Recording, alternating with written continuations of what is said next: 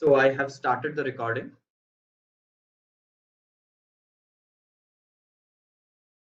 Okay. Yeah. So more than studying inside the classroom through the professors, the students will be spending time with each other, doing doing their project work, their assignments, their group studies. So it's really very important that they learn from each other as well. And one most important aspect of an MBA would be peer learning as well as networking with each other, right? Now, usually, this is an example which I give to the college students when I take sessions with them. So I usually ask this question to them. You are driving a car, you are alone in that car, and you have to stop that car. How will you stop the car? It's a very simple question, and the answer is very easy, right?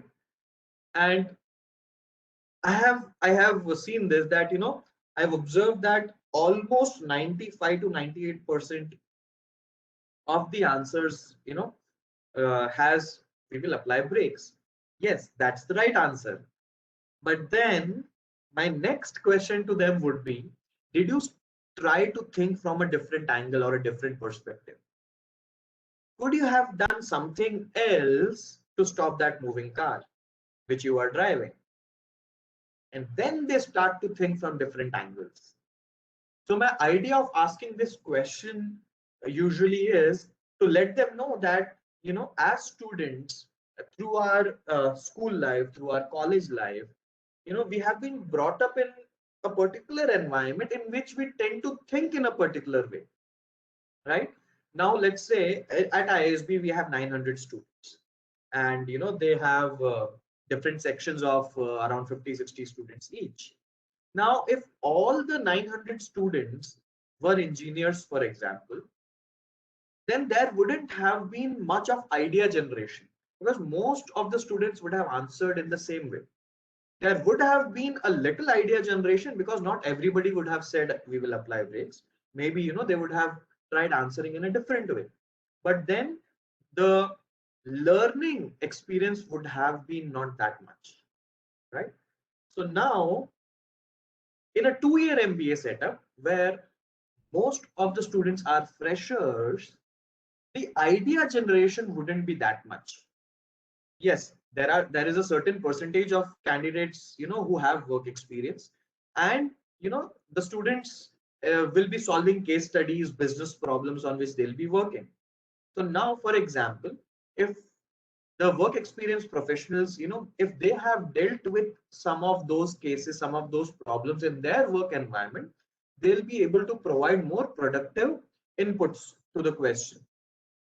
But the freshers, since they haven't been exposed to anything of that sort, they will try to do their research, and through whatever they have researched and studied, they would try to give their answers.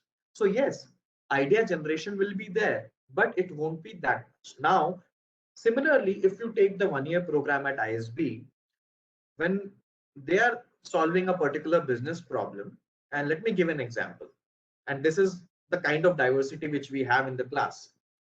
So let's say, for example, there is an engineer, then you have a doctor, then you have an army major, then you have a national or international level sports athlete, then a yoga enthusiast, a wildlife photographer, a singer, a dancer, a CA, and so on. Now, when you are sitting in this kind of diverse batch, let's say the engineer says, I will apply brakes. Okay. Let's say the doctor says, I will first reduce the acceleration, then press the clutch, and then apply the brakes. Let's say the army major says, I will not do any of this, I will directly pull the handbrake.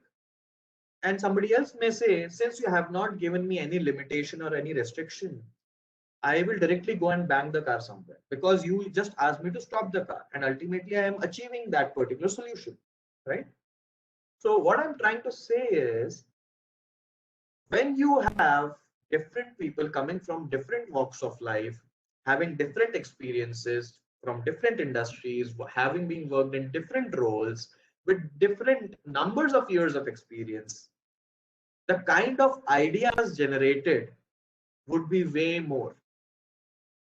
And you will also get to know that, Yes, my answer is right, my solution is right, but somebody else's solution may be more efficient than mine. And that is how, as managers, they will also have to take the most efficient decision at the end of the day, right? So this is what happens in a 1-year MBA setup, and previously what I talked about happens in a 2-year MBA setup. So there would be more idea generation and more learning opportunities through the peer group in a 1-year MBA setup where everybody has at least 20 months of work experience, right? So these are the differences between a 1-year MBA and a 2-year MBA program. Now let me talk about the Young Leaders Program and what is it all about. Now the Young Leaders Program gives a guaranteed deferred admission to college students who are in their pre-final year or final year of their undergraduation or post-graduation. That means they are still studying right now. By pre-final year, I mean if it's a 5-year course, 4th year student will be a pre-final year student and 5th year student will be final year students. If it's a 3-year course, 2nd year will be pre-final, 3rd year will be final, and so on. So those are the students who can apply to this Young Leaders Program. Now, let me give a clearer picture by talking about the admissions process, which will, make it more clear. Now, it's a stage-wise process. By stage-wise, I mean the students or, the applicant will have to mandatorily apply in stage 1. They cannot directly apply to stage 2 or stage 3. Okay. Now, stage 1 admissions are already open and the deadline for it is 28th March 2021. So let's say your child, is right now in either a pre-final year or final year of his or her college. And if they apply to the Young Leaders Program right now, in their stage 1 application, they just have to fill in their academic details. That means 10th, 12th, and graduation scores till whichever semester they have the results. That is one section. The second section is awards and achievements, in which they'll have to provide their awards, achievements, hobbies, and interests, right from their childhood or, their school life, their college life, or any time, So their most important awards and achievements they can highlight in the awards section. And the third section is the essay section, in which we'll be asking a personal kind of a question to them. It would not be a very generic kind of an essay where we are asking something like, okay, write an essay on the Prime Minister of India or something like that. It will be a personal kind of a question in which we are trying to know more about the applicant in terms of what kind of a person, they are, what are their qualities, skill sets, capabilities. For example, a question can be some incident which happened, in your life. What is it that you learned out of it? And why did you choose to change? Or why did you implement what you learned? Right? And what was the reason which made you change? Or how did your perspective change about others because of that particular incident? And so on. So these are a little personal kind of questions in which we are trying to know more about them as a person. So just these 3 sections which they have to fill in. And after filling these details, when they are submitting the application, they will have to pay an application fee of 3,000 rupees. This application fee of 3,000 rupees is valid throughout the 3 stages. It's not like every stage you have to pay any application fee. It's a 3,000 rupees application fee for the entire admissions process. Now, if let's say they apply in stage 1, 28th March is the deadline for that, and 28th March is just around the corner. I think 14 or 13 more days to that. By April 15th, 2021, they will get their round 1 result, and it will be mentioned that, okay, you have been shortlisted for the stage 2 now, for which the deadline is 31st of August 2021. Now, this deadline, there will be time for around 4.5 months in which this stage 2 application can be filled. That means mid of April till 31st of August, there will be around 4.5 months in which the applicant will have to provide either a Gmat or a GRE score, any one of these scores. Then they'll again have to write 2 more essays, and then they'll have to provide one evaluation or recommendation from either their professor or HOD or dean or their reporting manager from their internship. Only one evaluation or one recommendation is required from their end. So these 3 things they have to fill in, and then they'll have to submit the stage 2 application by 31st of August 2021. Now the stage 2 results will be announced by, let's say, around mid of September. So by mid of September, they will be informed that you have qualified for stage 3, which is the interview round. And between mid of September and November 5, 2021, they will have their interview scheduled. So they will be informed well in advance that your interview will take place on so and so date, and it's going to be online interview. Now, during that interview, once that interview is over, by November 15th, 2021, they will get to know the result also, whether they get an offer from ISB or not. That means if they are in their pre-final year right now, they will get an offer from ISB when they would have just started their final year. And if they are in their final year right now, they would receive an offer from ISB when they would have either just graduated or they would have just started to work. That means even before they graduate from college, they have an offer letter from ISB saying that you can come and join the 1-year postgraduate program in management at ISB after your graduation, after completing 20 months of work experience. So let's say, for example, if your child is in the final year right now, by 15th November 2021, when he or she gets the offer from ISB, they would have either just started to work. Let's say they have started to work. Now it's 2021 November, right? Now they will have the offer letter in which it will be written, you can come and join the 1-year PGP in the year 2023.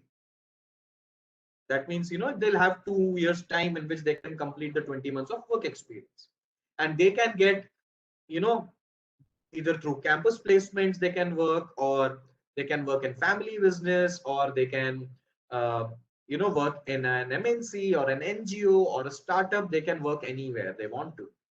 But the experience should be full-time work experience. Internships are not calculated or counted as full-time work experience, and they should also, for them, their full-time work experience will start right after they graduate. Let's say, for example, if somebody is in a family business, so for them, till the time they graduate, their family business will be a part-time kind of a job, because at that very moment, on a full-time basis, they are studying. But as soon as they graduate, and then their family business can be considered as full-time from there on. Okay. Now, let me talk about Gmat and Gre a bit. So maybe, you would have heard about CAT exam. So using a CAT exam, applicants can apply to business schools in India and maybe a very few business schools outside India. But mostly a CAT exam is given if somebody wants to apply to Indian MBA schools, business schools. Now, through a Gmat or a GRE exam, the students can apply to the business schools in India as well as outside India, globally. These are global tests, MBA entrance tests, which students give to get into business schools.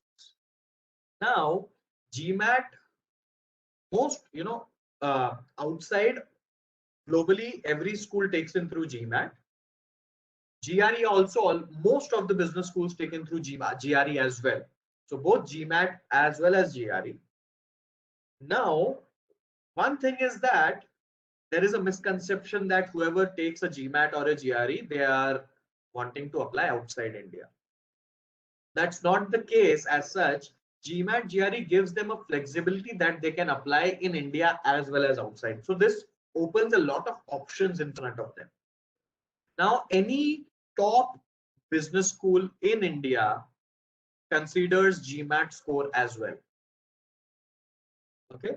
So now let's talk about a few of the differences between a CAT and a Gmat GRE. Now, a CAT exam happens once every year. So ideally, a CAT score is valid only for 1 year. There are certain business schools in India who, which might consider your child's previous year CAT score as well. But ideally, a CAT score is valid for only 1 year. And it happens only once in a year, mostly in November every year. On the other hand, a Gmat or a GRE score is valid for 5 years. That means, let's say, if your child gives a Gmat or a GRE exam this year, and if they think, okay, I don't want to apply to any business school this year, they can use the same score to apply in a business school in the next year. They can use the same score the year after that. They can use the same score the year after that as well, because the score is valid for 5 years. So the same score can be used for 5 years to apply to any business school. So that's the flexibility which Gmat, GRE exams give. Plus, Gmat and GRE exams can be taken any time of the year. You can schedule your Gmat or GRE exams. Okay, on this particular date and this particular time, I want to give my exam. Plus, you can also take the Gmat or GRE at home. They also have their online versions available. Either you can go to the test centers and give the exam, or you can also give the Gmat GRE from home. So that's the kind of flexibility again with Gmat and GRE offer as compared to a CAT. And usually what happens is, and this is just through research what I've figured out, I don't know exactly what happens and what does not. Usually to get into the top business schools in India, if via CAT, if you are giving, in most of the business schools, their cutoffs are like 99 percentile or 99.99 percentile and so on. And usually if somebody doesn't meet that particular criteria, they are either waitlisted or they don't get an offer from that top business school. Now at ISB, we do something known as an based shortlisting. So if you see, there are these 3 stages. These 3 stages have different sections in the application. Each and every section of the application has a particular score allocated to it. Now, all these scores are then combined using an algorithm where we then get stage-wise scores for each candidate. Let's say you get a stage 1's overall score. Using that stage 1 overall score, we'll arrange everything in the descending order, and then we'll roll out offers for the stage 2. Similarly for stage 3. And then once all the 3 stages are over, we'll combine the stage 1 score, the stage 2 score, and the stage 3 score using an algorithm, and a final merit-based score is generated. Using this merit-based score, we roll out the ISB PGP offers to the candidates and scholarships as well. 100% scholarship or 50% or 75% or 25% scholarships. These scholarships will be applicable in the year in which they are going to join the program. So they will get the scholarship on the tuition fee, which they have to pay in the year in which they will be joining. Now, I have talked about the differences between a Gmat or a GRE as well that way. Now, in the stage 1, as of right now, in case if you are planning or if you want to advise your child whether okay, you should try for the Young Leaders Program. So right now, all they have to focus on is stage 1. That's it. And in stage 1, we are not asking for any GMAT or a GRE score at all. So even if your child hasn't given a GMAT or a GRE, it doesn't matter. It's completely all right. So in stage 1, they just have to provide their academic scores, awards and activities, and essay. Now let's say they get their stage 2 result, stage 1 result, in which it's mentioned that, okay, now you have been shortlisted for stage 2. It can also be a possibility that many of the students might not have taken their GMAT GRE till now. They might be waiting, okay, if I get shortlisted for the stage 2, then I will prepare for a GMAT and GRE, and then I will give the exam. That is also completely your choice, right? Now, according to GMAC, which is the organizer of the GMAT exam, they have said that it takes a little over 100 hours for someone to score really well in a GMAT exam. Okay. Now, after 4 years of work experience, when I was preparing for my GMAT, it took me a really very long time, to get back into that mode of studying again, because in those 4 years, I hadn't touched a single book. Now, for me to prepare and get back into that mode of studying, it took me around, say, 3 to 4 months. And then it was really difficult for me to take out time from my work life and invest in preparing. So it was a real mess, taking out time. And I wasn't able to give proper time investment for both, either for my work or for the preparation. But now, right now, your child is in that learning phase. They are already learning, they are studying right now. So they are pretty hands-on with that particular kind of learning and studying environment. So for them to be able to crack or score really well in a GMAT or a GRE, it will take even lesser than 100 hours. And ideally, or usually what happens is, all those who apply through the Young Leaders Program tend to score better as compared to someone who is applying through the normal PGP process, because they have work experience and so that is the observation from our end also. We have seen that college students are able to score really well in their GMAT GREs as compared to experienced professionals. So right now it's a really good time for them where they can take that decision where which particular exam they want to give, and they can prepare accordingly. And they'll be able to invest their time also properly to that. Okay. So I've talked about a lot of things here. I've talked about somebody want to do an MBA. When would be an ideal time for someone to do an MBA? And what kind of an MBA should somebody go for, either a 1-year MBA or a 2-year MBA? And I have given my points, and please feel free to go and do your research and to figure out what is it that suits your child the best, and which is the right fit for them. But my idea was to let you all know that when you are starting to do your research, you will at least have a head start from what all perspectives you should be evaluating a particular business school. Now, let's talk about if this Young Leaders Program in itself is not an MBA program. As I said, it gives you a deferred admission to the 1-year flagship postgraduate program in management at ISB. So if Young Leaders Program is not an MBA, then what is this Young Leaders Program? It should have something, it should offer something, right? So let me talk about what are the offerings of this Young Leaders Program. What is the journey? The Young Leaders Program is basically a journey in which ISB is in touch with you throughout, even before you join the program. ISB is in constant touch with you and trying to help you in becoming better decision makers and helping you in becoming more mature in taking the right decisions and so on. And how is it that ISB is trying to do that?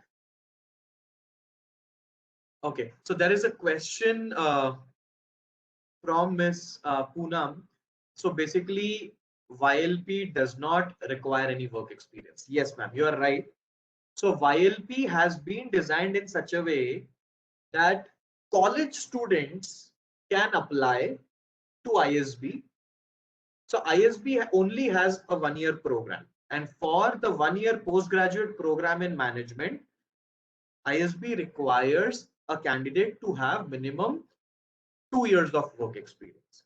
Now, college students won't be having any work experience, but what we are offering them is, if they are in their pre-final year or final year, they can apply right now to ISB even without having any experience. They can apply right now to ISB, and if they, after going through all those 3 stages which I showed right now, they will get an offer letter from ISB which will say that you have an offer letter from ISB in your hands. That means you can join the postgraduate program in management. But when can you join the postgraduate program in management? You can join after completing 20 months of work experience after you graduate. That means you graduate, and after your graduation, you need to complete 20 months of work experience. And in the year in which you complete 20 months of work experience, by 31st May of that year, you can directly come and join the program in that year. Okay, so I have been having requests if I can unmute others, and then they can ask the question. So definitely I'll try to do that towards the end, where we have a Q&A session. Maybe you can just let me know that I want to ask a question, and then I'll go and unmute you so that you can ask the question. But till then, I'll just try to complete the session, and post that we'll take the Q&A as well. So answer to that one particular question from Ms. Poonam was this, that they do not need to have any work experience. Right now, they can apply in their college life, and they will have a safety net for it. It will be like a safety net for them. They already have an offer from ISB. Now it's their decision whether after 20 months they want to join ISB or not. It's completely their decision. It's not a mandate that they will have to join ISB. It's completely their decision. So now there are certain scenarios where somebody might not be able to complete 20 months right after they graduate, because there can be multiple reasons. Maybe some because of some tragedy in their family or in their personal life, they were unable to start working right after their graduation, or they got a late joining date from their respective companies, or maybe they the job which they were doing, because of which okay, this is a different scenario. And so in all these scenarios in which a candidate is unable to complete 20 months of work experience within the 20 months after their graduation, they can just write to ISB saying that because of so and so reason, I am unable to complete my 20 months of work experience by this stipulated timeline. Can you please provide me 1 more year of deferred admission? So ISB will provide you 1 more year of deferred admission. That means you will get 12 more months. That means after your graduation, you can get maximum 32 months in which you will have to complete 20 months of work experience. Now, sometimes what happens is, let's say your child is, and they are liking the job, so they want to continue for 1 more year there, because either they are getting promotion or they are getting a good project. So even in such scenarios, they can write to ISB saying that I'm liking the job here, I want to continue for 1 more year, can you please provide me 1 more year of deferred admission? So minimum 20 months of work experience and a maximum of 32 months of work experience. Either you can have maximum 32 months of work experience, or within those 32 months, you need to complete minimum 20 months of work experience. Okay, so that is the idea of getting a deferred admission after you graduate with a particular amount of work experience. Okay, now what is the USP, or I would say the YLP edge? Now, whatever I'm going to talk about right now this is specifically for the YLP admits or anybody who gets an admission through the Young Leaders Program. Anybody who gets admitted through the early entry option or through the normal postgraduate program process, they are not exposed to any of these offerings. So the first point or the first offering is learning weekends. Now, what is learning weekend? Now, after your child graduates and once they start working, ISB will be in touch with them, and ISB will provide a schedule to them that these are the 3 weekends on which you have to come to ISB campus. Now, during each weekend, okay, what are these 3 weekends all about? The first weekend when they come, it would be when the current batch would be about to join, they would have just joined. The second learning weekend would be when they are about to have their placements, when the students in the college at ISB, PGP students are about to have their placements. The third learning weekend would be when the PGP students are about to graduate. So the YLP admits will be able to witness and experience 3 different phases of a PGP student's life, even before they come and join the program. Now, what happens during each of these learning weekends is, first, they will interact with the current PGP students. They will interact with the ISB PGP alumni. They will have faculty masterclass sessions by world-class ISB faculty. They will have CXO talks, guest lectures, all that happening.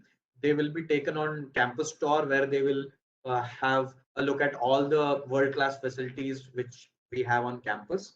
They will also be meeting the other YLP admits who have accepted the offer other than them. So they'll be able to meet their future classmates at that very moment during those learning weekends. So now what this will do is it will help them to take a very well informed decision whether they should join ISB after 20 months of work experience or not, or whether ISB is the right fit for them or not, right? Because even before joining the program, they are exposed to all these things during the learning weekend, which will help them in taking the right decision. Now, let's say if they want to withdraw their candidature or they think, okay, I don't want to join ISB, it's completely up to them. They can withdraw their candidature as well. Now, when they are accepting the offer, by 15th November 2021, when the offers are rolled out, they will get around 2 weeks, I think, to accept the offer, which will be mentioned in the offer letter that within this time you need to accept the offer. Now, when they are accepting the offer, at that time, as a seat confirmation fee, around 50,000 rupees or 1 lakh rupees will have to be paid to ISB, which is also refundable. And once you start filling the application, the first 2 pages of the applications have all the policies, including the refund policies. So you can go through all that. So this particular amount is also refundable. Plus, this particular amount is part of the fee, which the student will be paying in the year in which they are going to join the program. So it is part of that fee, and it will be adjusted in that fee. So first is the learning weekend. Now the second important aspect is tricep or a tri-uni contingent, which we call it. Now in a tricep program, what happens is usually when a fresher is about to join a particular company, initially within the first 5, 6, 7 months or even 1 year, the possibility of their company sending them on site for work or abroad for work is very, very limited, because the companies would prefer their experienced candidates or experienced employees to be sent on site.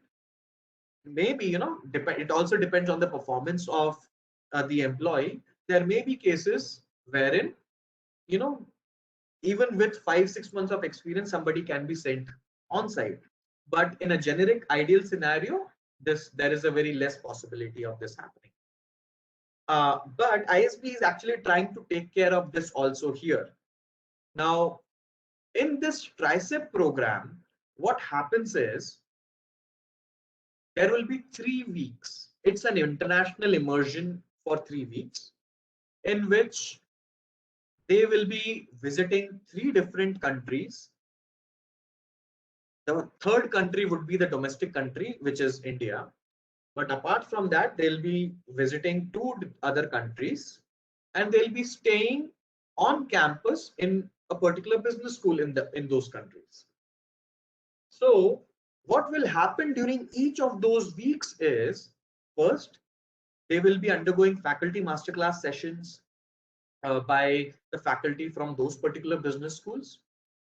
They will be interacting with the other Ylp admits from those business schools. They'll be obviously exposed to a lot of cultural diversity in those particular countries. They will also get to know about how businesses work outside India and inside India, within India, uh, what all goes into setting up a particular business, and what is it that is currently trending, what are the technological advancements happening, what kind of innovation is happening in different industries, and so on. They will also be taken for corporate visits. Plus, there will be a lot of focus on entrepreneurship and innovation. So each week, they'll be going through this regime in a different country, in a different business school. So in total, 3 business schools, 1 week each in those business schools in each country. Now, what will this do is, they are working during those 20 months. And again, this schedule of the TRICEP will be sent very well in advance to them so that they can, plan their travel accordingly. Now, during those 3 weeks, once they get back from the TRICEP, there is a possibility that they may be or they might be able to provide better inputs in their status calls or weekly review meetings and so on, because now they would have gained a lot of global perspectives, which may have tried to pull those strings in their minds from which angle they were not thinking earlier. They may have been thinking in a particular way, but because of gaining so many perspectives from different business schools, from different faculty, and themselves getting exposed to a lot of business related talks, they will acquire a particular skill set in which they will analyze things and they may be able to come out with a better solution. So our idea of having these learning weekends and the TRICEP program is to help the students or help those candidates who are having less than 20 months of experience during that time to be able to stand out as compared to any other person who would have joined along with them. So they will have that edge over them in which they will also, be able to stand out in front of their respective managers and so on. Now, this TRICEP program does not happen in any of the stages. After stage 3, when the results are out, the students have to accept the offer. Once they accept the offer, they are part of the ISB community. Now, after they graduate from their college, their TRICEP will kick in from there. So when they start to work, their learning weekends also start from there and their TRICEP will also start from there. So they will be informed that, these are the 3 weeks in which you will be taken for TRICEP. And these are the 3 learning weekends which you will have to attend. Okay, so now I can talk about the last year batch where they were taken, and every year it keeps changing. So the last year Ylp admits, they were taken to the Tsinghua University, China in the first week. So don't worry, we will not be taking them right away. And even if we are taking them, you know, it's not right now. It will be after 2-3 years only. So the last year batch was taken to Tsinghua University, China in the first week. In the second week, they were taken to the National University of Singapore. And the third week, they spent at ISB campus. Okay. Now, there I could just see. Okay. Now, a valid question would be, will the employers give such breaks for 3 weeks? So what we have come across till now is that none of the employers till now have said a no to anybody who has received an offer from ISB. There are certain reasons for it. First reason would be that ISB's Young Leaders Program is an initiative by the top business leaders in the country, right? So they also know what this program is all about. Most of the employers know about it. The second thing is, if you tell someone that, I have an offer from the Indian School of Business, what the company or recruiter will do is, they may tell you, please go ahead and take this offer. We can also provide you a sabbatical, or we can also sponsor the MBA for you. Certain companies do that. That means they will pay a certain amount of your child's program fee, but in return they will make the student sign a bond that after you complete your PGP, you will have to work with us for at least, let's say, 1 year or 2 years, right? So that is also a possibility.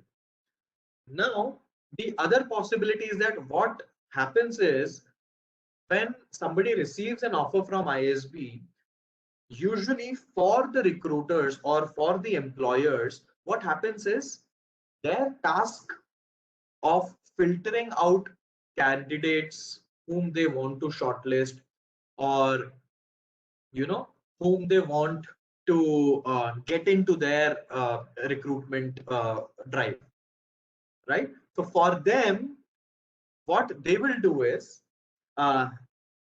they won't say no. They will say, okay, this candidate has already been shortlisted by ISB. That means it's a quality, he or she is a quality candidate. Plus, once they get postgraduate program in management from ISB, we can absorb them in our own companies and give them a higher position for which they are also aspiring for. So these are few of the scenarios which usually happen in those companies. Now, if someone is working abroad, so for them, since it's usually mandatory to attend at least 2 learning weekends. So it can vary, but in case if someone is is working abroad, and these are very few scenarios, not many scenarios which we have come across, they can just write to us, and then we can try to find an alternative solution, wherein, let's say, if they come, they are visiting India during a particular time, they can attend their learning weekends along with different batch of young leaders admits. So that can be something which can be looked into, but they'll just have to let us know on what's happening and where they will be at what time. Okay, so these are the two very important offerings of the of the Young Leaders Program. One is learning weekend, the second one is tricep. The third important offering is exclusive Ylp Scholarship. So as I said, it's completely merit based. We do not have any student quota, a reservation quota or anything of that sort. Now, what will happen is, I'm so sorry, I don't know if you are able to hear noise from outside. There are kids outside. That is why there may be certain disturbance. I apologize for that. Uh, so now, during after getting in to ISB, no, I'm sorry, not getting into ISB, getting an offer from Ylp. ISB is in touch with the students. ISB is trying, to help the candidates uh, become future ready, uh, for being business ready in terms of taking up the task at the go, on the go, as soon as they graduate. Now, all these activities are done so that once they are on board, once they are at ISB, they do not feel that there is any difference between them and anybody else who's having more years of experience than them. Obviously, the batch diversity is such that we have candidates between 20 months and 20 years of work experience. But then once you are on board, there is no difference between you and anybody else. The edge they might have over you is they may have a certain work experience and more maturity in terms of the industries and functions from where they are coming. But then the kind of learning environment which is there at ISB, they are not competing against each other. What they are doing is they are trying to grow together and to help nurture each other with the knowledge they have. So if I have to give you an example, the batch which is going to join in June 2021, even before joining the program, they have a group, they have a WhatsApp group. I'm also a part of that group. And in that particular group, they are taking initiatives in which they are calling the ISB alumni to take business sessions for them, career sessions for them. And within their batchmates itself, whoever, let's say, for example, is strong in finance, that person is taking a session for everyone else. Who somebody is strong in operations or any other domain, or from any particular industry. So they are sharing their knowledge with each other so that they can grow together. As I said, networking and peer learning is the most important aspect of an MBA. So yeah, so that is what I had to talk about with respect to ISB, the Young Leaders Program. Then I have also talked about MBA in general. Uh, so, let me just quickly talk about the other aspects of PGP or ISB. The next 5 or 10 minutes, and then we'll begin with the Q&A. So again, the other parameters based on which one should be evaluating a particular business school is the kind of learning experience which they have, right? So at ISB, we have a pool of 200 plus visiting faculty from top global schools. And by visiting faculty, what I mean is, for example, a professor from Kellogg comes to ISB, teaches an entire subject, and then goes back to Kellogg. That is what I mean by a visiting faculty. And we have 70 plus teaching and research resident faculty who follow the contemporary curriculum and also are the biggest aid in all the cutting edge curriculum and research coming out of ISB. By helping and by leading the teams along with the other global alliances which we have to carry out cutting edge research. If I have to just give you one or two examples, Professor Edward Rogers. So till May 2021, he was the Chief Knowledge Officer at NASA, and after May 2021, he has now started his own firm. He comes and teaches a subject in managing complex businesses at ISB. Similarly, the Chief Economic Advisor of the Government of India, Professor Krishnamurthy Subramanian, he comes and teaches a subject in finance. So that is the kind and level of exposure which the students get and the kind of global and domestic perspectives which they develop around themselves, which help them in taking the right decisions. Now, the next aspect is integrated learning. As I had said, learning inside the classroom is important, but learning outside the classroom is also really very important. So in terms of the classroom learning, we follow case-based methodology, which is followed by all the top global business schools. We have 10 specializations, 6 core specializations in marketing, finance, operations, IT, strategy and leadership, and entrepreneurship. Then 4 industry-specific specializations in public policy, healthcare, manufacturing, and infrastructure. Now it's an 8-term course spread across the 12 months. The first 3 terms, they will be studying basic subjects from all the different domains, be it marketing, operations, finance, analytics, HR, and so on. From the 4th term onwards till the 8th term, so from the 4th term onwards, they will be asked to choose a specialization.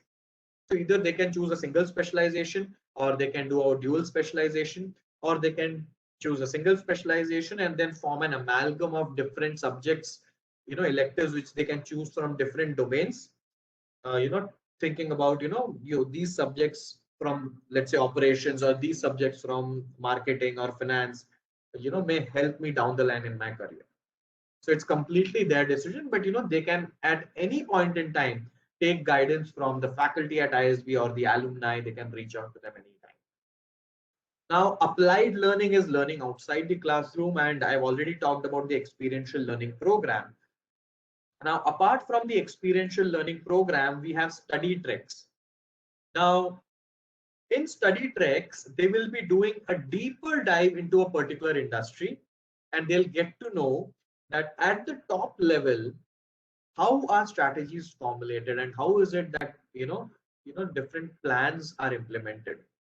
So they will have a faculty mentor, and they will be connecting with the top leadership of a particular company in that particular industry, and it's a week-long trek during which they'll get to know deeper insights into the industry top leadership plannings and strategies. Now, for the budding entrepreneurs, we have something known as a planning and entrepreneurial venture, wherein right from the ideation phase to them receiving a funding or investment, each and every framework is kept there in place for them, which they can make use of. And we also have 2 incubators across both the campuses, one each at both the campuses, wherein they can practice their entrepreneurial venture. So after they complete their PGP, they can stay on campus for 11 months and under the incubation cell, and they will be receiving stipends also during those 11 months. And once their startup is good to go, and once they have kick-started their startup, let's say because of some or the other reason, if their venture fails, they can come back to ISB and they can sit for placements in India. So that is what we have for the budding entrepreneurs. Now, peer learning I have already talked about. We have 14 professional clubs, and these professional clubs are mostly in finance, marketing, operations, IT, analytics, and so on. 10 social clubs. So at ISB, all the social clubs are student driven. That means any student can come and start a new club. They just need 5 more supporting students. So I was a few days back I was interacting with one of the alumni, and he was from the Air Force. He came and started a flying club at ISB, and 60 of the students actually flew with him. So even these social clubs have leadership positions like presidents, vice presidents, and so on. So it gives a lot of opportunity for the students to groom their leadership skills as well. Now, since it's a completely residential program, initially there is a particular time period where they will be having their digital head start module. So that usually comes in, when they are going to start their postgraduate program in management. So we don't have that particular information here, because this right now is for the Young Leaders Program, which I wanted to talk about. Now, since it's going to be a residential program, they will be exposed to a lot of events and competitions, not just at local level, but also at national and international level. Okay. So this is the kind of diversity which we have in the current class at ISB. So I've already talked about this, and I have already, given an example as well. Why is diversity important, and through that diversity, how peer learning, becomes more valuable. Now, this is one really very important, parameter based on which you should also be evaluating a particular business school, which is the network. The kind of alumni network which a particular business school has also, determines how successful that business school has been, in molding and shaping the careers of its students. So currently, ISB has 11,500 plus alumni who are spread across 60 plus countries and 400 plus cities. They are connected with each other through 14 chapters, 9 domestic chapters and 5 international chapters. Within themselves, within that group of alumni network, they have 11 special interest groups. So they ensure that they keep learning and keep growing within the network. They also conduct sessions, knowledge sharing sessions. They also invite speakers, so that, if there is somebody from a particular industry, they may get knowledge about a different industry, a different role, and so on. So they help each other in growing. And if I had to tell you, it's the alumni who take the interviews. In the stage 3, it's the alumni who take the interviews. No one from the ISB admissions team or the faculty, nobody is part of the interview panel. It's only the alumni who take the interviews. That's how well bonded the alumni network is with ISB and vice versa. Now, amongst the alumni, 27% representation is from female alumni, but in the current class, we have 39% female students. 600 plus alumni are entrepreneurs or have their own family business. 550 plus alumni are at CXO or top leadership roles.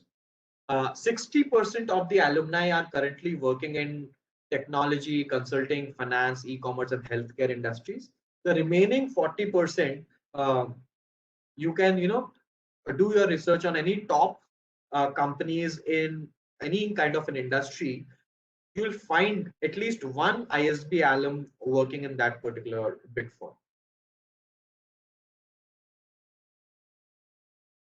So one last parameter would be career opportunities. So this particular slide which you see is not the entire list of the recruiters which come and recruit at ISB, but my idea of showing this slide to you all is to focus on the industries from which recruiters come and recruit.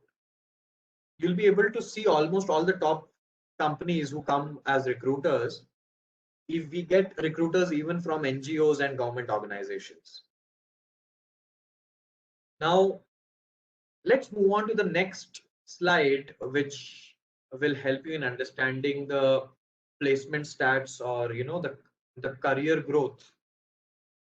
So if you shift your attention to the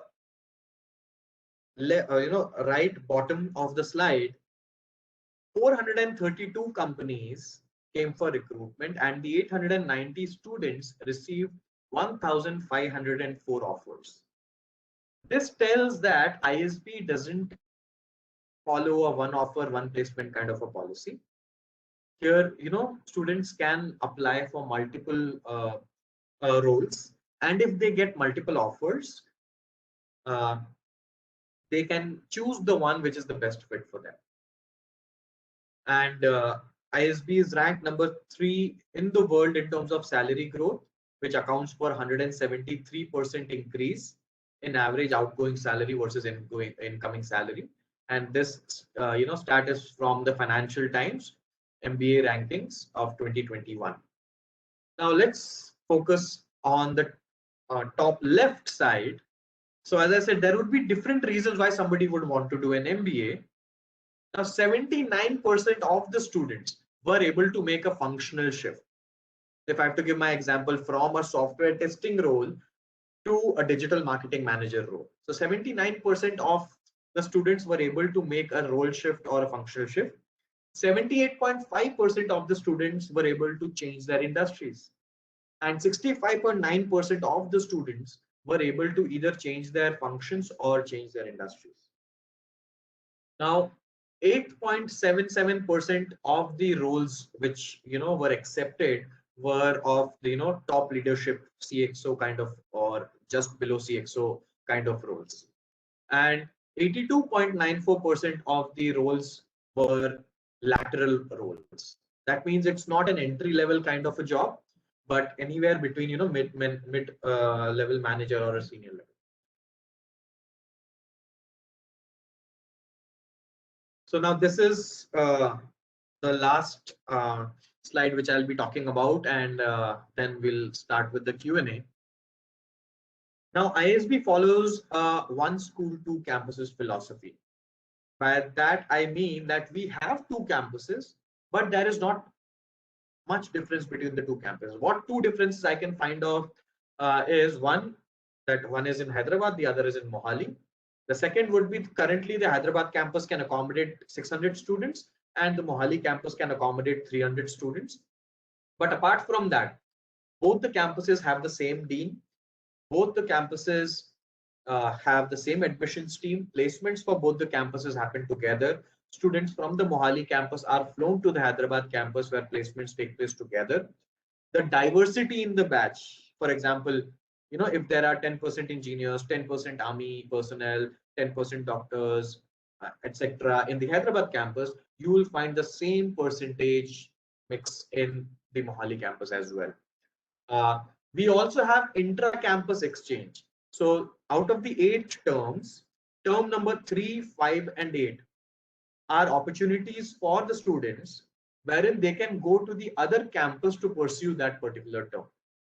So that also is possible. And that is why we say it's a one school, two campus philosophy. Students can opt, they can prefer and tell us that, this is the campus which I would want to join, but ultimately the decision would be the admission team. So once again, I just wanted to, highlight the admissions process. Now, in case if you think, throughout the session, whatever conversation, whatever interaction we had, whatever I said, if you think, that applying for a Young Leaders Program would be beneficial for your child if they are in their pre-final year or final year of their college, you can go ahead and guide them and ask them if they would be interested in applying. And right now what they will have to focus is on stage 1. That's it. They do not have to worry about stage 2 or stage 3 right now. They just have to focus on stage 1 and provide their academic details, their awards and achievements, and their essays. Now, one major important, I would say, difference between applying through a Young Leaders Program versus applying through an early entry option or the normal PGP option is that in the Young Leaders Program application form, we are not asking about the work experience at all, right? So this is like an added advantage for them because they are not evaluated at all in terms of their work experience. Now, once graduate, and then if they want to apply to ISB, they'll have a work experience section also in their application, and they will be evaluated in terms of their, the quality of their work experience and other parameters also related to the work experience. Other important difference is that YLP is a stage-wise process. But if somebody is applying after they graduate, then it won't be a stage-wise process. That process, admissions process, has a single application in which all these details have to be filled before you submit the application form. That means academics, awards, essays, GMAT or a GRE score, then recommendation, you know, each of these things have to be provided, and work experience. Each of these details have to be provided before submitting the application. Now here, since it's a stage-wise process, they have to provide that only that particular detail which is being asked in that particular stage. Okay, so with this, I hope I was able to share a lot of insights with respect to ISB, YLP, and MBA in general. I would be happy to answer any questions which you have. You can go ahead and type your questions in the chat section. I'll start uh, answering those questions. And if if you want to ask anything using your audio, please let me know. I will try to unmute you if possible, and then you can ask those questions. So my name is Jibby James. I work as Senior Manager Admissions at the Indian School of Business. In case if after the session, because of the time constraints, if I'm unable to answer any of your questions, you can just feel free to contact us on these details. You can write to us at ylp@isb.edu, and this QR code here, if you scan this QR code from your mobile phone cameras, it will take you through the ISB Young Program. Your child would just have to create a login, and they can go through the entire application form. What kind of questions are asked? What are the different sections? And what is the essay question which is asked, and so on. So they can go through the entire application. They can plan accordingly. They can start filling it, and they will have to pay the application fee only when they are submitting the application form, not while creating the login. Okay, so yeah, let me start answering the questions now. I'll answer in the order asked.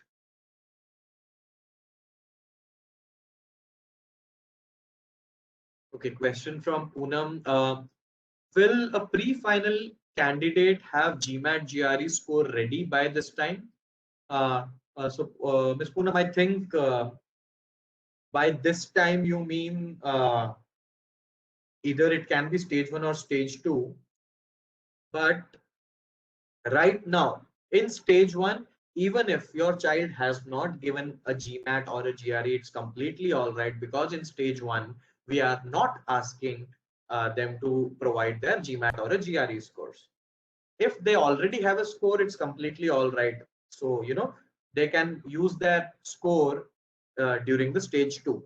If they do not have a score, that is also completely all right. Once they receive their stage 2 call or their stage 2 shortlist, they can that time start preparing for a GMAT or a GRE and then give their exam. It's just that in their stage 2, they will have to either a GMAT score or a GRE score along with essay and recommendation on or before 31st of August 2021.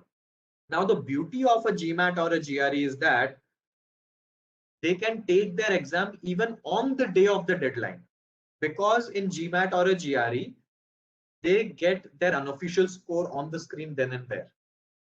So they can just take a screenshot of that score and they can apply with that.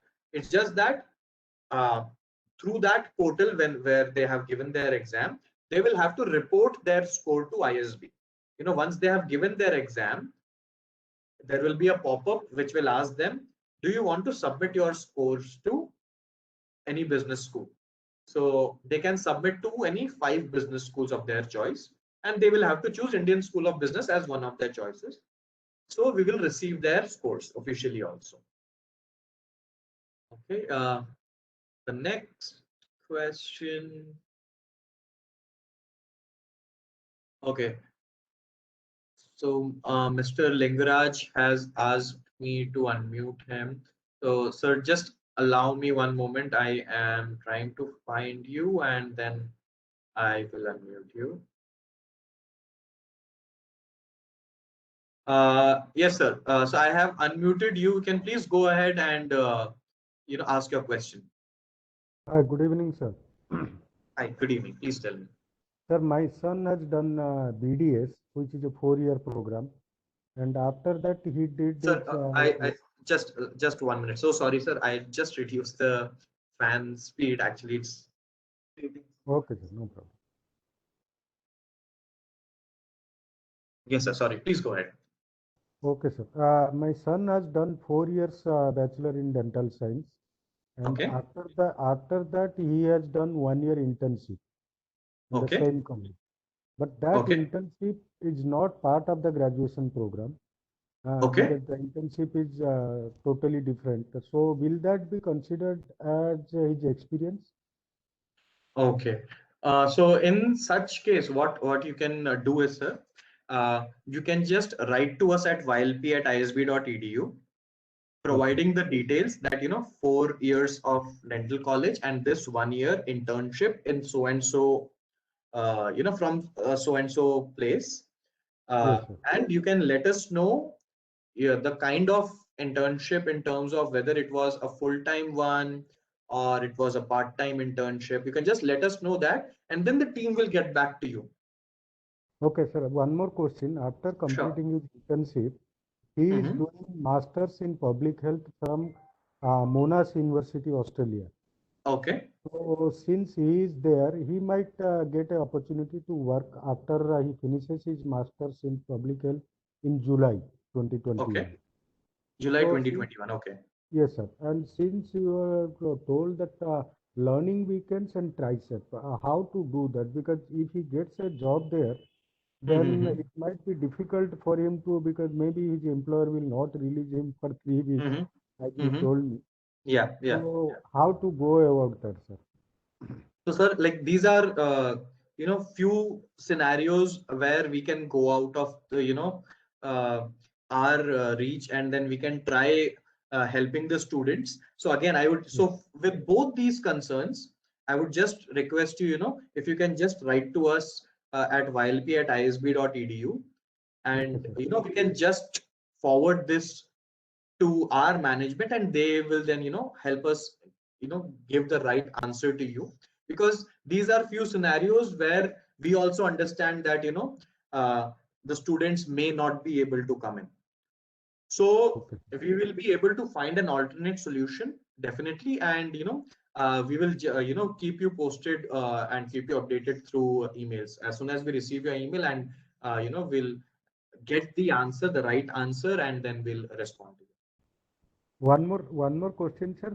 Since you have told us this 20 months experience is required in 32 months, within the 32 months, will Maximum, this, yeah. yeah, maximum, and this tricep and learning weekends, can it be carried out after the 20 months of experience? So it will be during that time. Why? Okay. Because after 20 months, they will be joining the program. Yes, sir. They will be, when they are joining the program, within the program also they will have international exchange, programs.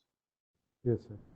So here, what we are trying to do through the tricep is that even before they join the program, they already have an international exposure.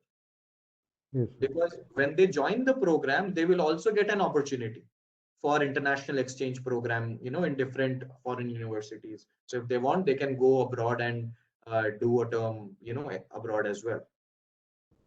Okay, sir.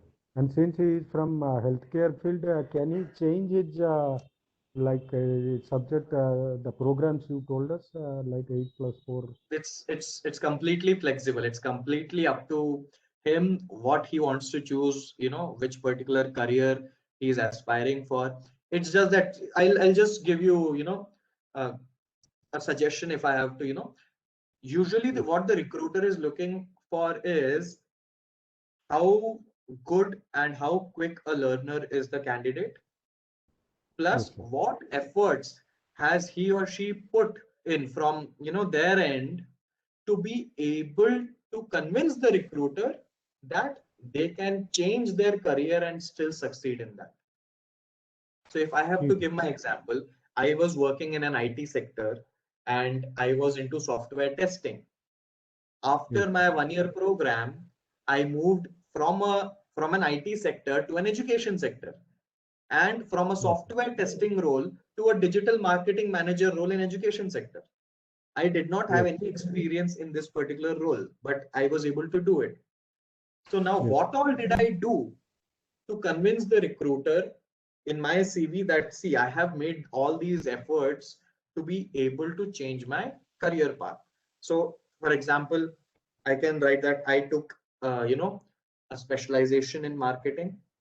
Then I did my experiential learning program in digital marketing.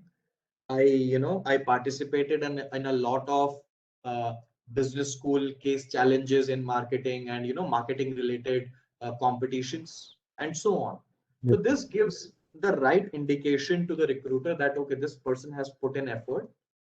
And, if we put him or her through our training program, he or she will be able to learn quickly and adapt well. That's it. Okay. So shall we write a mail to the ISB admission team, or Yes. Ylp team is separate? So you can, so the email ID is, which you can see on your screen, ylp@isb.edu. And you can address it to the Ylp team or admissions team. It will reach out to us only, and then we'll take it forward. Okay, sir. Thank you very much, sir. I got all Pleasure.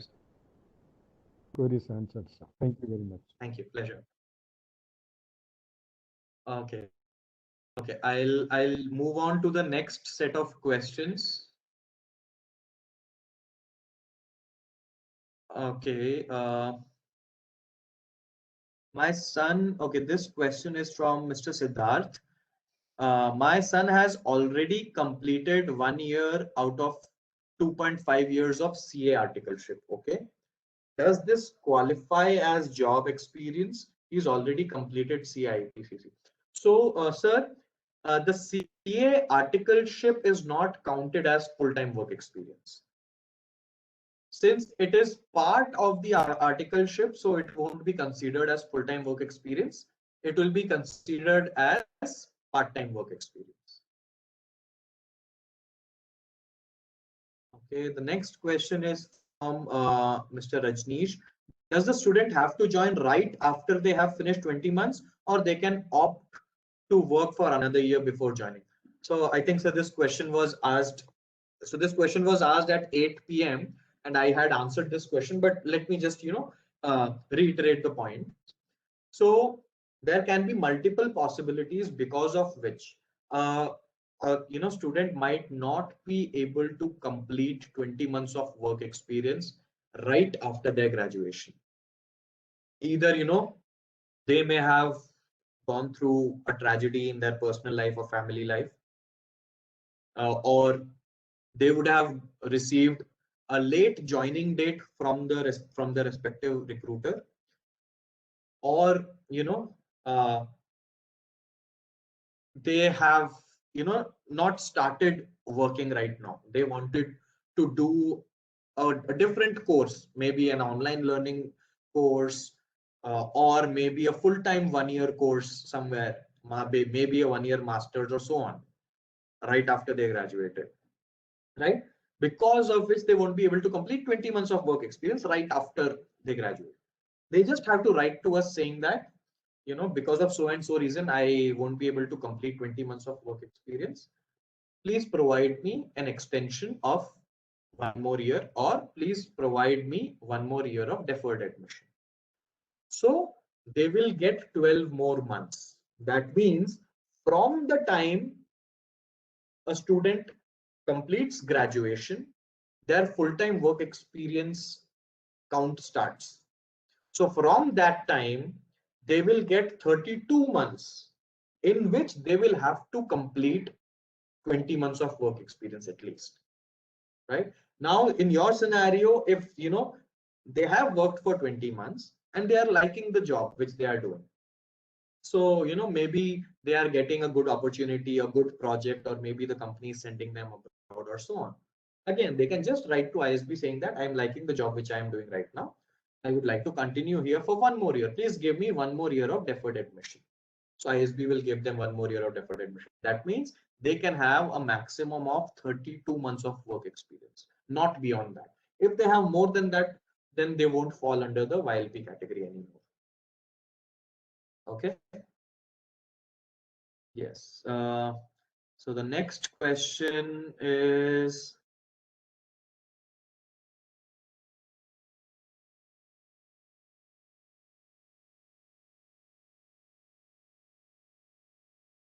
okay, there are certain questions which I've already answered in the session, so I'm not taking up those questions.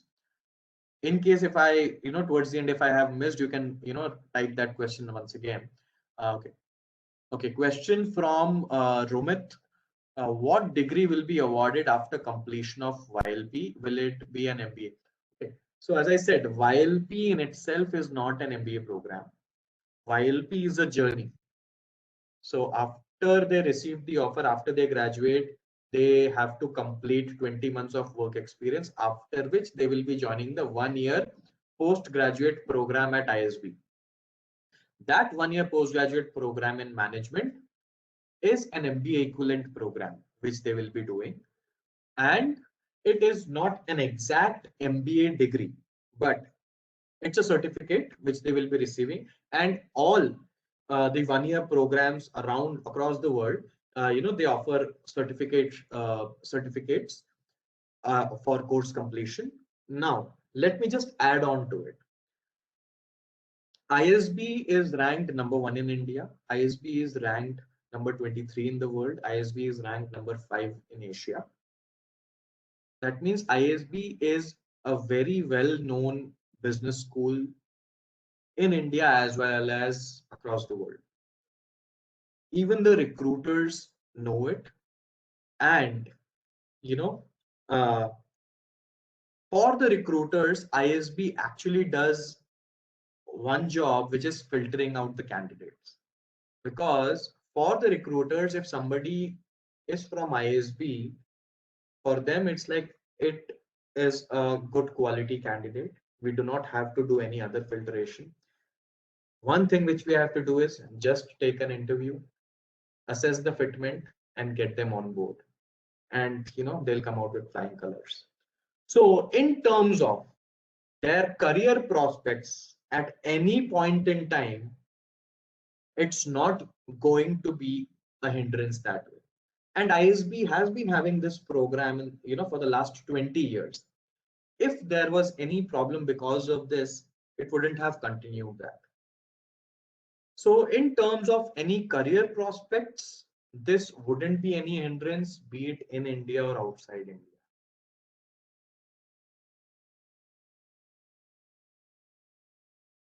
Okay, how many seats? A question from Lakshmi Balaji. How many seats are available for YLP? So every year after the round stage 3 in class. So what we are targeting this year is we want to see 100 pre-final year students in class and 100 final year students in class who have gotten through YLP. So that means out of 900 students, 200 students will be through YLP. And it's not something fixed. If we have a good quality student, good quality application, we will not let them go. As simple as that. Okay. Question from Nirupam. Please share details about scholarships. Okay. So I've already talked about one kind of scholarship, which is the merit-based scholarship, which we have. Apart from that, during the program, there will be a lot of scholarships available once the candidate joins the postgraduate program in management. They will no longer be called YLP students. They will be called PGP students. And for PGP students, during the program also we have a lot of scholarships available. corporate scholarships wherein, for example, a bank comes in and rolls out a scholarship of, let's say, 5 lakhs or 10 lakhs for students who are aspiring for jobs in the banking sector, right? So they will get this kind of a scholarship. They will have, so the students will have to write an essay, SOP, based on which they will be awarded the scholarships. So similarly, we have a lot of scholarships provided by the ISB alumni themselves. Either they would be entrepreneurs, they will be having their own business, or they are at a very, top leadership in a particular company. They will be offering scholarships on their behalf as well. So these are the kind of scholarships which you have during the program. Now, after the program also, we have a Develop India scholarship. So for example, if the students want to get into a nation building kind of a role, or uh, a particular initiative in a particular startup or a company, for example. So for those kind of students, we have a Develop India scholarship also available. Now all these scholarship details, you can just go to the ISB website, PGP scholarships, you can just search for the scholarships there and you'll be able to see all these scholarships. Okay. Question from Rajneesh. Since the stage 1 is required to be cleared to move on and only requires academics, essays, and awards and achievements, does it even make sense for somebody with a bad GPA to apply? Okay, a really good question, Rajneesh. So the student is being evaluated, through these 3 different sections. Now let me just clarify this using an example. There can be a scenario where a student has scored really well in academics. So in their academic sections their score will be like this, but there is a possibility that their awards and achievements might be lesser because they had completely focused, dedicated their time in studying, because of which their awards and achievements might have been lower. This is justifiable. There can be one more case that wherein the academics of the candidate might have been lower, but their awards and achievements are really good. Now this is also justifiable because we know that let's say for example, if someone has represented their school or college at state level or national level or international level, or at any level that way, in any of activities, anything to represent and to prepare requires investment of time. So because of them preparing for those activities, they might not have been able to prepare well for their academics. So that is understandable. So if they have lower academics, their awards and achievements then should speak for themselves. There can be one more scenario where the academics are also good and the awards and achievements are also good.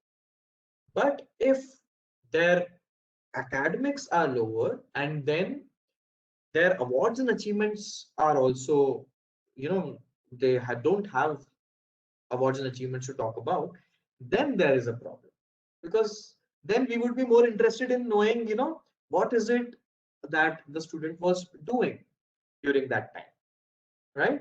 So we don't have any cutoff as such in terms of, what is the GPA or CGPA which we are looking at.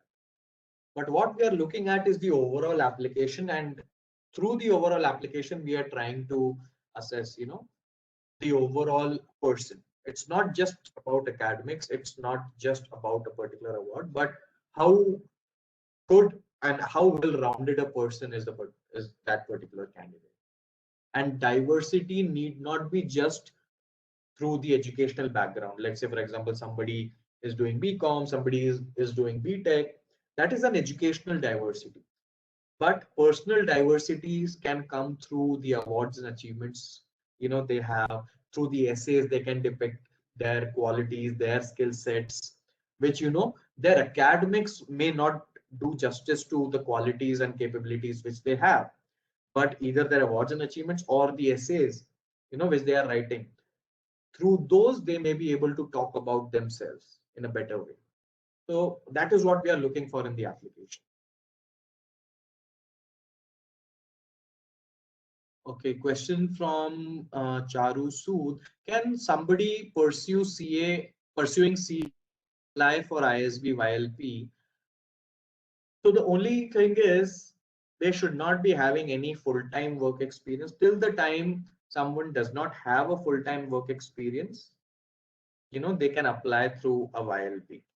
Like if they have graduated, even after they have graduated, if they are doing something else, maybe a certification or something else in which they are investing their time, but they are currently not working, they can also apply through ISB Young Leaders Program.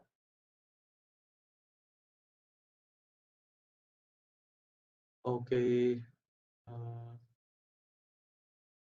Is GMAT, a question from Rakesh, is GMAT score mandatory for FPM program? What is the fellowship scholarship per month for FPM program at ISB? So, sir, actually, I'm not the right person for the FPM program because I take care of PGP. But sir, you can write to us at pgp@isb.edu, not ylp@isb.edu. You can write to us at pgp@isb.edu with your concern that I would want to know about FPM program and the scholarships and so on. So we will connect you with the right person who is the owner of that program.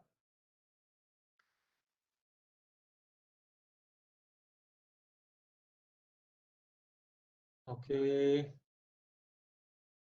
Okay, question from Supriya Chaudhary. Please tell me what is the valid Gmat GRE score required to get qualified. So again, so initially I had talked about the overall profile based shortlisting which we do at ISB. So I will arrive at the answer, but I'm just following a particular flow, and then I'll arrive at the answer also. So getting a good GMAT or a GRE score will ensure that your score in that particular section will be really good. But then the candidate will have to put in equal amount of effort in the other sections of the application form as well, because all the sectional scores will be combined to get the final merit-based score. Now, if I have to give you an example, there was a student, a candidate who scored 770 in GMAT who was not selected. There was a student who scored 620 in GMAT and was selected. I am not also saying that, if you score less in GMAT, you have a higher chance. It's just that if you think you have scored lesser in anywhere in the application form, that needs to be counterbalanced by working well in the other sections of the application, right? So even though the candidate who scored 620 in GMAT would have thought that I have scored less in my GMAT, will I be selected for ISB or not? But then that candidate worked really well in all the other sections of the application, because of which his overall merit-based score was high as compared to the person who scored 770 in GMAT but did not focus on the other sections of the application. So every year, the score range for Gmat and GRE keeps changing. It depends on the scores with which the incoming batch is coming.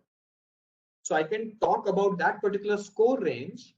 So in the current batch, their Gmat score range between 600 and 770. Their GRE scores range between 315 and 337.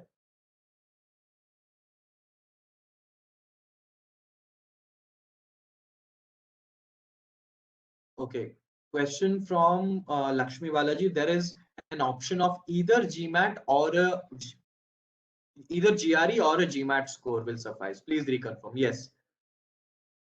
The candidate can take either a GMAT exam or a GRE exam. Any one of the exam scores will be fine with us. And we do not discriminate or differentiate between a GMAT or a GRE. We do not have any preference as such. The student can give any one of these exams.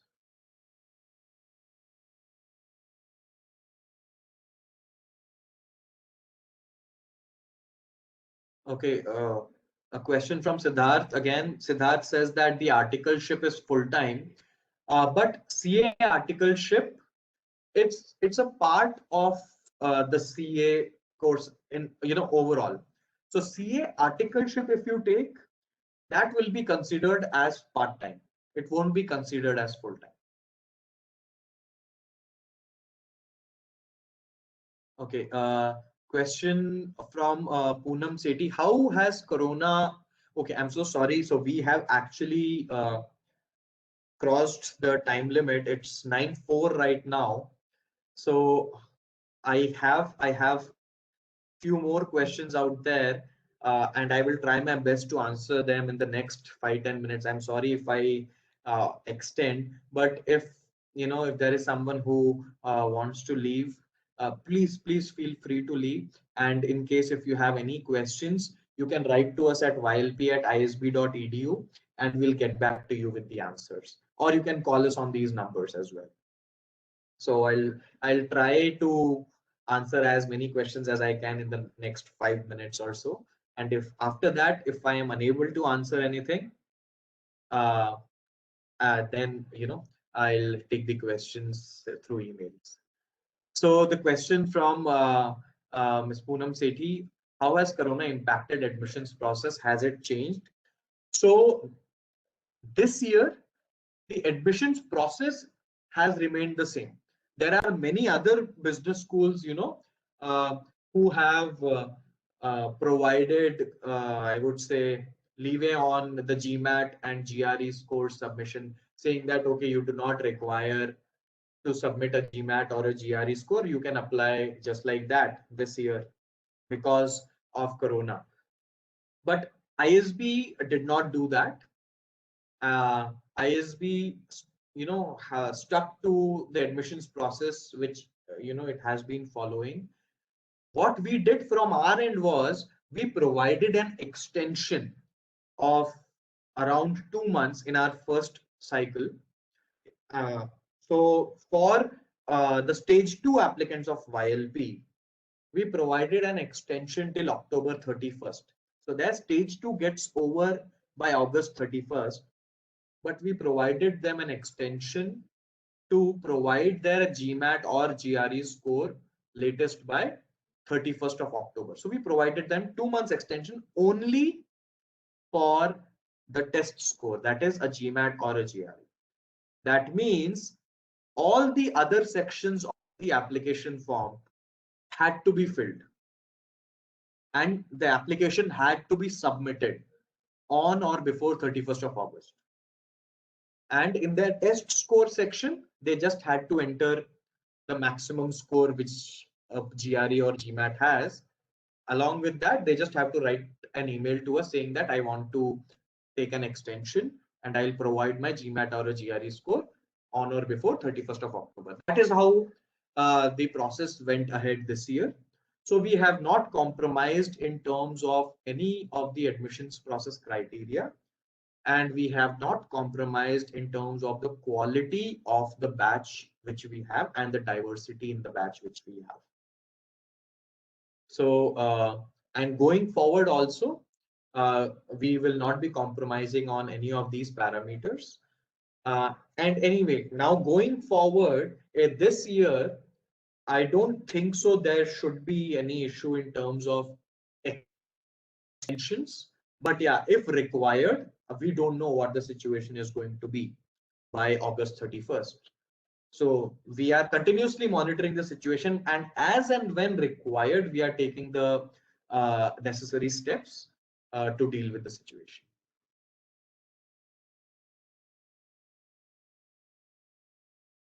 Okay.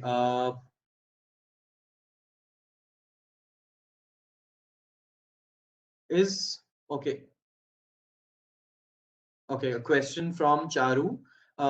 Can somebody who is already done with their graduation, CA articleship, and awaiting CA final results apply for ISB or LP? Yes, till the time they do not have a full-time work experience, they can apply through the ISB Young Leaders Programme criteria. In case if they have a full-time work experience, as I said, they have either early entry option or the normal PGP process. Both options are to get into the same flagship 1-year postgraduate program in management. It's just that they won't be able to apply through the Young Leaders Program. That's it. But they can still apply to the PGP. If you go to the ISB website, and under that you have postgraduate program in management, they can apply through that also. But currently, for this year's intake, through the early entry option and the normal PGP process, the admissions are closed because the deadline was 7th March. But for the next year intake, which is the 2022 intake, the admissions will start from June onwards. So the applications, we'll start rolling out the applications 2021. So, if there is anyone who has graduated and has a certain amount of years of work experience, they can apply through, they can apply in the June 2021 cycle also.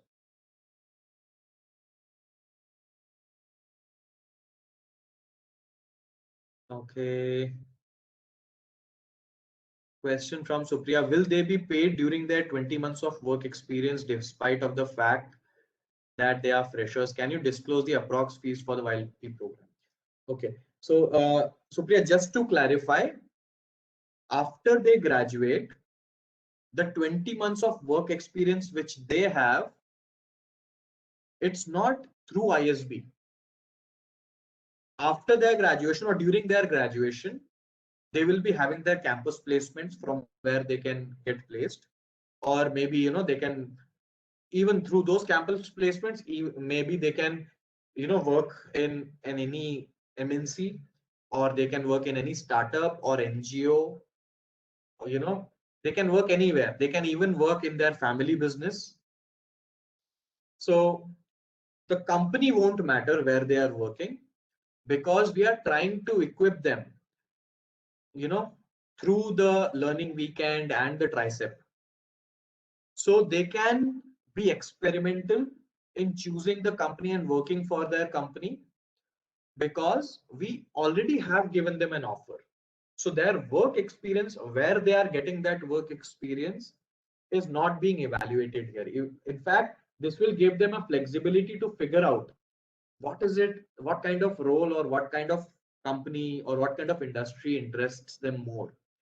And they will then be able to align their career goals with ISB, that okay, after 20 months, this is what I would want, to go ahead and pursue at ISB as well, right? So, okay, then the next question is, can you disclose the approx fees of the YLP program? So for the Young Leaders Program, there is no fee at all. What you are paying is 3,000 rupees of application fee. That's it. All the other things, the learning weekends and the tricep, is being taken care by ISB. Only the travel part will be taken care of by you. For the learning weekends, when you are coming on campus, that travel is yours. But apart from that, your accommodation, your food, your stay, and each and everything, your travel within ISB, each and everything will be taken care of by ISB for the learning weekend. And similarly, for the tricep, only the onward and return ticket, that ticket fare you'll have to pay. But apart from that, your accommodation, your stay, your food, your travel within those countries, each and everything will be taken care of by ISB.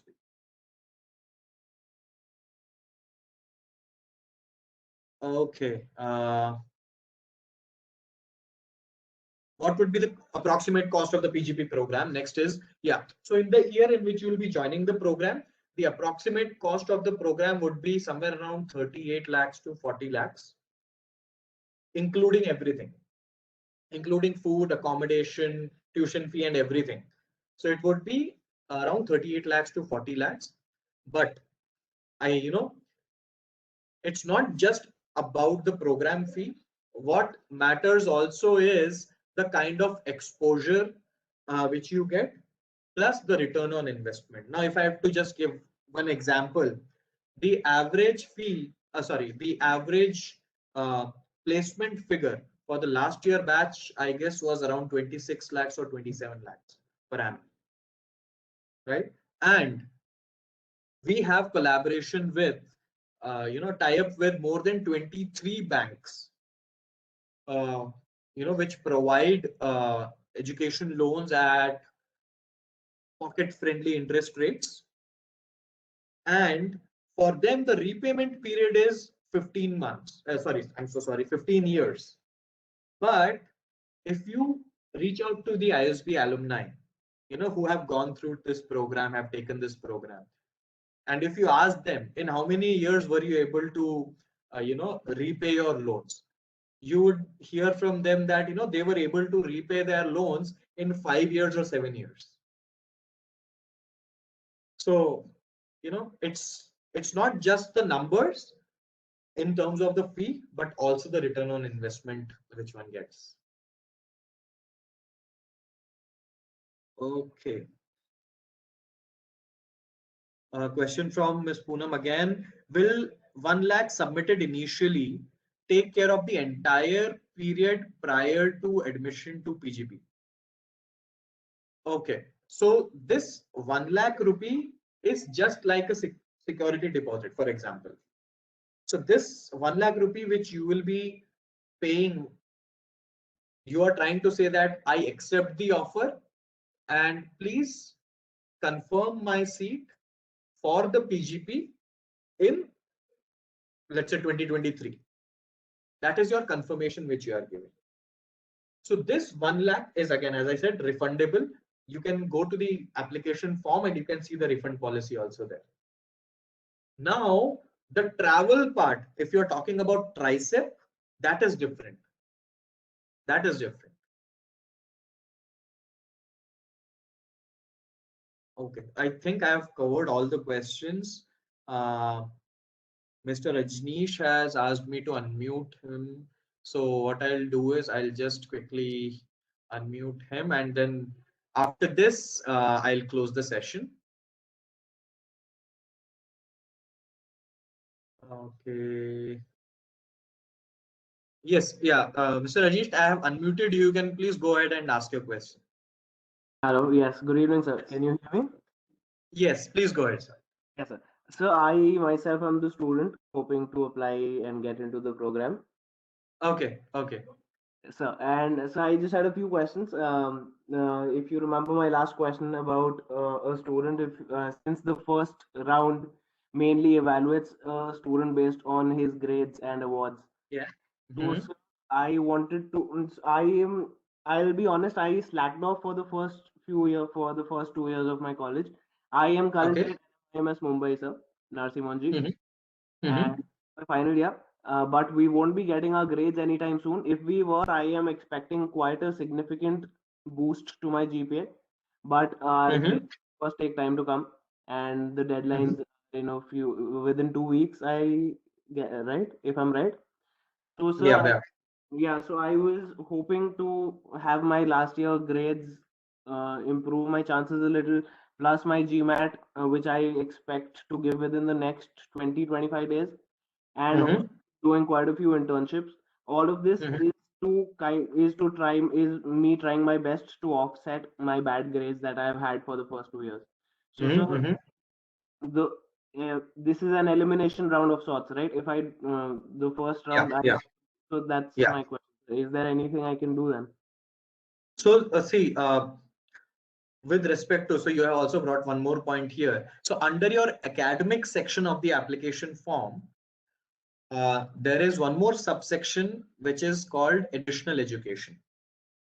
So under that additional education section, you can talk about all the internships which you have done. You can talk about any certification, online certification or online course which you have done.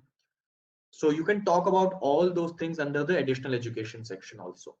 So apart from in the same academic section, let's say, for example, in your college time, your grades are lower as per you, but then you want to showcase that I have done other things as well to improve and so on. So maybe one thing is, if you are in your final year right now and if you don't get your results anytime soon, then we won't be able to validate, right, whether what is the grade or what is the percentage you have received.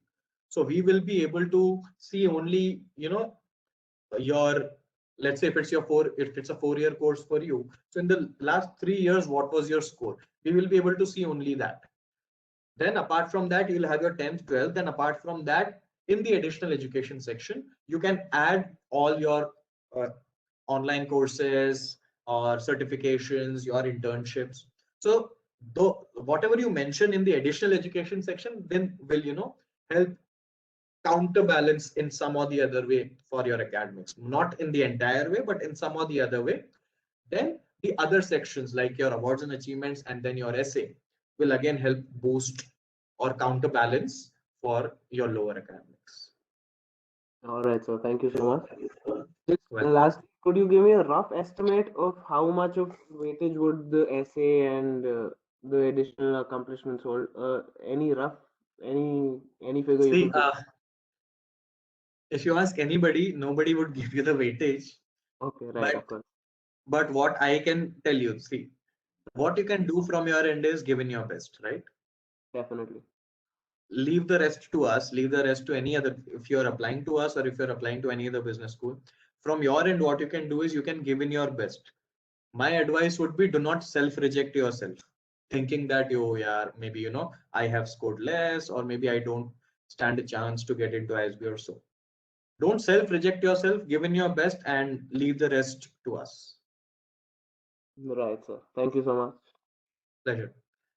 So once again, let me thank all of you for being there and patiently listening to me. And I had a wonderful and good number of questions being asked during this session. And again, thanks to all of you that you took out time from all of your busy schedules and you were here to know more about how you can help your kids, your child to get into the top business schools or help something which can help them transform their careers. So I hope I was able to answer all the questions. In case if I wasn't, please feel free to contact us on the contact details mentioned on the screen. Uh, See you, hoping to interact with you all very soon, or maybe hoping to interact with your children very soon. Have a good night. Take care and stay safe.